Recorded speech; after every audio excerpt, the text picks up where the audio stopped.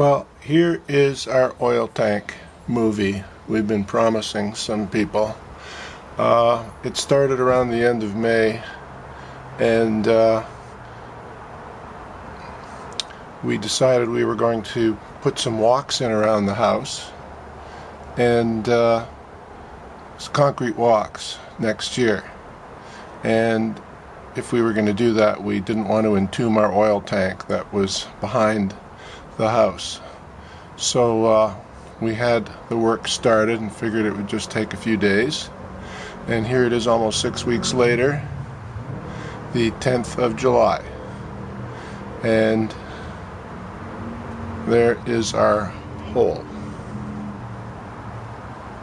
So that hole is over 20 feet wide or long, and it's filled in a little bit now because the bottom is clearing, and but it was probably about 10-12 feet deep. It's about 20 feet long now, and it's about 12-14 feet wide, and they've taken 4 1/3 bins of soil away, about over 40 tons, 43 tons approximately. And down there is this water. It's not rainwater, it's spring water, groundwater. So we could actually sell this stuff as spring water, but I don't think so.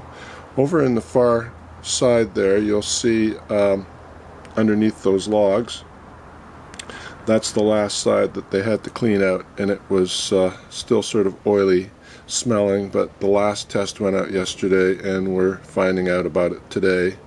We had expedited service to see if we can get the results quickly, because we have company coming on Saturday, and all this will have to be filled in with 3 loads of sand and then tamped down, and then I'm going to take you around here. So they've been very safe, and that's where our hot tub sits. So you can see the hot tub over there.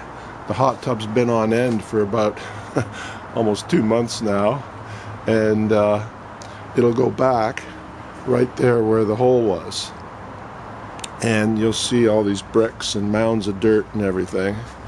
And but they've got safety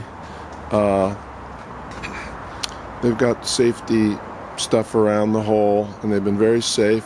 And you know, we had this overhang above the hot tub, and in order to keep that overhang from falling in, they have had to shore up things with these wooden posts here that you can see that are going right down, the unpainted ones. The white posts, well, that's got a footing at the bottom of it, and there's just like 7 feet below it with nothing.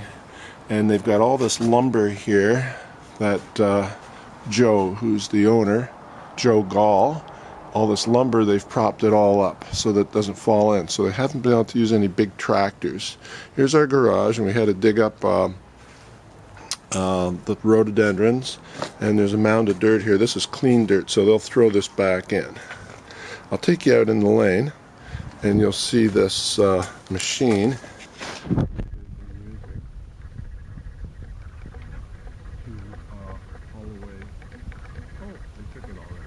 So the machine's gone, the digger is gone, but this is the bin that they've been using. It actually wasn't a digger that they're using, it was a big sort of wheelbarrow type thing.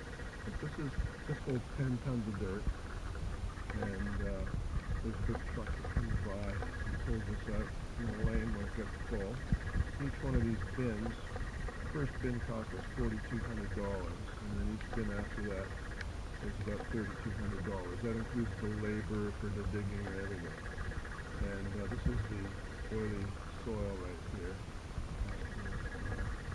And take this to a special yard where it sits and remediates, they call it.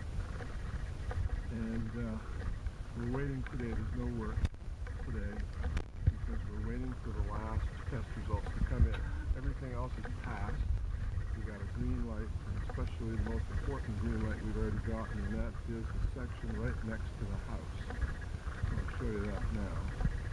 That's the west wall right there. far as they could dig because of the foundation. If that had gone underneath the house, the contamination, we wouldn't have been able to get a certificate, which means after all this work that we had done, which was over $20,000 worth of work, we wouldn't still be able to say that the job is complete. So that when the house was torn down at some point in the future, we would still be responsible, or our state would still be responsible to remove the contamination, and that can get into the more tens and even hundreds of thousands of dollars. Ridiculous. Thank God the contamination just went that far. The oil tank was 2 feet by 7 feet, and it held up 250 gallons. And as you can see, that is just a very small little bit of what this hole is. And so the tank was put in probably the same time the house was built, 1940, and it was using furnace oil. And these tanks supposedly went for about 10 years without leaking. They're steel tanks, but then they started leaking, most of them after about 10, 12, 15 years. And then we moved in 1980, and we pumped it out in 80 or 81 or 82, and we had the tank pumped out. But when they uncovered it 5 weeks ago, the tank was full of groundwater, and it had holes in it all through it. You could see it. And they had to cut it up to get it out. And that's where we stand right now. I'll take you around the other side here. I'll climb over this mountain of dirt. And we're trying to keep our plants going. Here's this little dahlia.